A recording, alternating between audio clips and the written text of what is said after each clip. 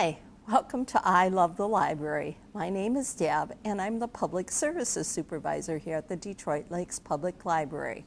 Well, I'm standing in front of our new arrivals, plus there's a ton below me, so again, I'm going to feature what's new at the library. One of the books that caught my eye was Jane Austen's England by Roy and Leslie Aikens. If you are a fan of persuasion or sense of sensibility, you might wonder what was behind Jane Austen's background.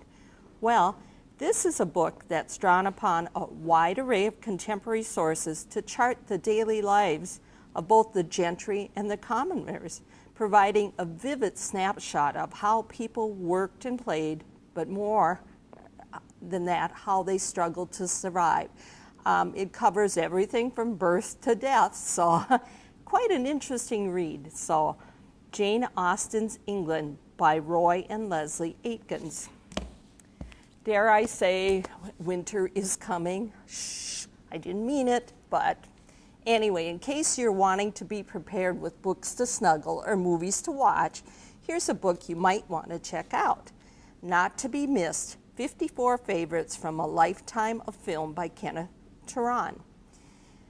Kenneth Turan's 54 favorite films embrace a century of the world's most satisfying romances and funniest comedies, the most heart-stopping dramas, and chilling thrillers. It talks about everything from beginning of film up to this decade, or the 2000s. Some of the films he mentions are from All About Eve to Seven Samurai to Sherlock Jr., all timeless films. He includes classic and contemporary films, familiar and obscure, with big budgets and small. So if you're looking for some ideas of what movies to watch during the cold winter months, you might want to check out, not to be missed, 54 Favorites from a Lifetime on Film. Okay, you know I always have to talk about some food books. So I grabbed a couple. This one is Bake It, Don't Fake It by Heather Bertanetti.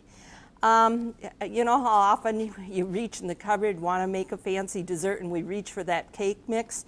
Well, she's a pastry chef, and she shares her secrets for impressive from-scratch desserts. There's some lovely illustrations, or photos, I shouldn't say illustrations, and of course can't find one now. Doesn't that look yummy? And what I liked about this book is it's all stuff I can find in my cupboard. It's not, out of the ordinary ingredients. And you can look like a pro making some of these desserts. So bake it, don't fake it. Now we do have to have something, I don't know if I say healthy, but at least the main course. The Ultimate Panini Press Cookbook. More than 200 perfect every time recipes for making panini and lots of other things on your panini press. I don't know if you're like me, but a lot of times I have a lot of gadgets in my cupboard that, they're the real rage, and then I don't use them afterwards. I think the panini press is one of the most versatile. So this gives you a lot of neat recipes, again, not out of the ordinary ingredients and stuff, and to make good use of that appliance you might have in your cupboard. The Ultimate Panini Press Cookbook. One of the books I saw reviewed not too long ago was A Man Called Ove. In this best-selling and delightfully quirky debut novel from Sweden, a grumpy yet lovable man finds his solitary world turned on its head when a boisterous young family moves next door. I have to tell you, it reminded of my dad. Everybody knew who Ken Schmidt was and how crabby he could be, so this guy epitomizes my dad at times.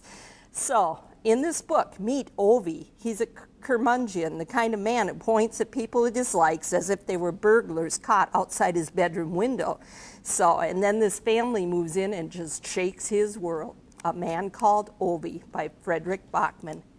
Last but not least, because of the Gone with the Wind celebration, I want to mention this book, Vivien Leigh, An Intimate Portrait by Kendra Bean. This is a new book. I thought everything had been written about Vivien Leigh, but I guess not. So Her mystique was a combination of staggering beauty, glamour, romance, and a genuine talent. You'll find more about things that people didn't really know about her in her early years. You know, the fact that she suffered from manic depression. And a lot of stuff comes from her previous husband, Laurence Olivier's archives. So a beautiful book, Vivien Leigh, An Intimate Portrait by Kendra Bean. See you at the library.